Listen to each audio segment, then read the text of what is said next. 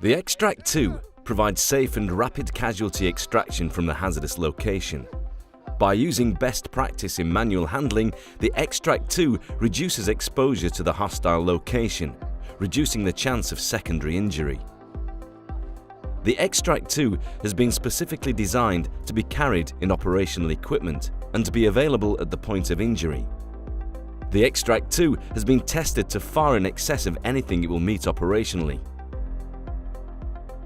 The Xtract2 has been designed to cope with casualties who have suffered full or partial lower limb amputation and can be quickly adjusted to fit casualties ranging from 1.5 to 2.1 meters. Securely cocooned within the Xtract2, dressings and tourniquets are protected from becoming dislodged, and the casualty gains protection from hypothermia. Once on the Xtract2, the casualty need not be removed until arrival at definitive care. Using the Xtract2 to place the casualty onto any secondary evacuation platform will reduce the risk of secondary injury.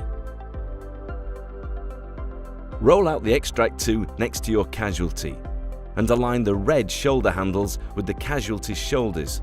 This ensures the casualty will be securely positioned once in the stretcher.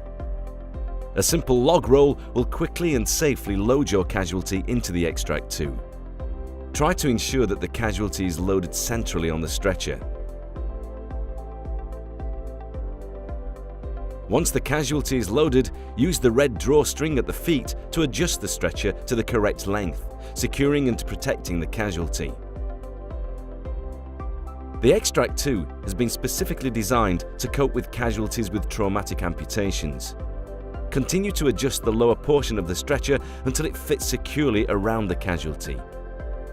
Dressings and tourniquets that have been applied to the casualty will gain protection against being dislodged during the evacuation. Additional security is gained by lacing the elastic bungee system through the holes provided. Secure by using the carabiner at the shoulder area. To further secure and protect the casualty, use the red drawstring at the head end to adjust the stretcher for a comfortable fit. Before moving, recheck the casualty to ensure they are secure and well positioned. The Xtract2 has 8 handles located to support the casualty in key locations. Once loaded into the stretcher, utilize as many rescuers as are available to move the casualty to a safe location. The handles at the head, shoulders and pelvis are positioned to support the casualty's critical areas, and these should be used where appropriate to provide as much protection to the casualty as possible. Depending on the injury, it may be necessary to load the casualty on their side. This can be achieved with Xtract2. When loading in this position, ensure the head is adequately supported.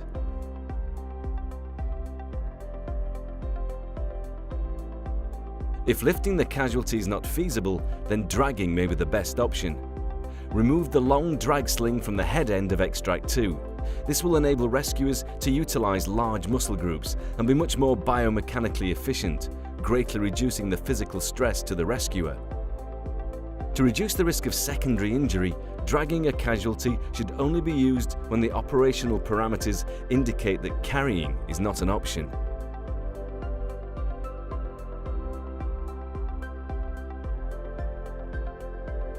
Note that if the casualty has already been dragged for a significant distance, the structure of the stretcher may have been damaged. A test lift, raising the casualty only a few centimeters off the ground, should be conducted to ensure that the Xtract2 has not suffered critical damage. A hands-free carry can be used with the Xtract2.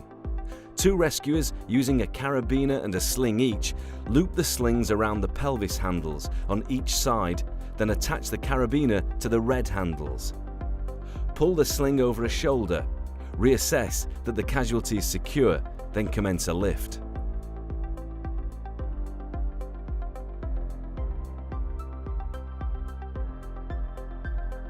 The prevention of heat loss should start as soon as feasible after the injury. If available, a sleeping mat can and should be inserted into the Xtract2. if the casualty is going to be on the ground for any period of time. If it is not possible to be done prior to loading the casualty, then, as a secondary consideration, once in a safe location, the casualty should be placed on an insulated surface, and steps should be taken to protect the casualty from hypothermia. The Xtract2 is compatible with current hypothermia prevention systems. These systems can be packaged around the casualty once they're in the Xtract2. Keep the casualty dry and replace any wet clothing if possible. Start by securing the insulation around the casualty's lower extremities inside the Xtract2. If using a self-heating blanket or warming cells, they should be placed around the casualty prior to securing other layers. Move up the casualty one side at a time. Get as much insulation underneath the casualty as possible, whilst keeping the casualty movement to a minimum.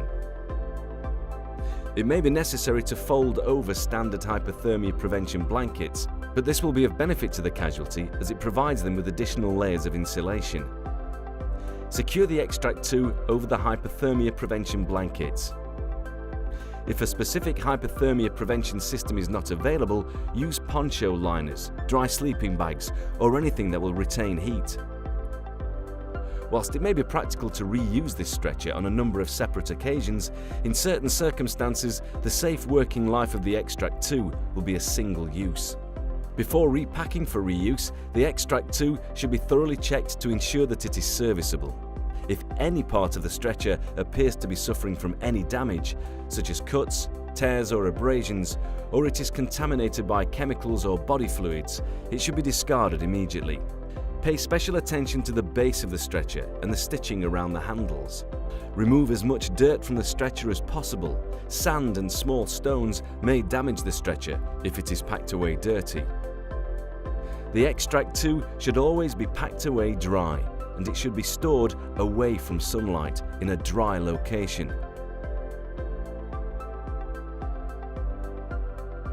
The Xtract2 provides you with a lightweight, rapid extraction platform, which will secure and protect the casualty and reduce your exposure to the hostile location. Thank you for watching.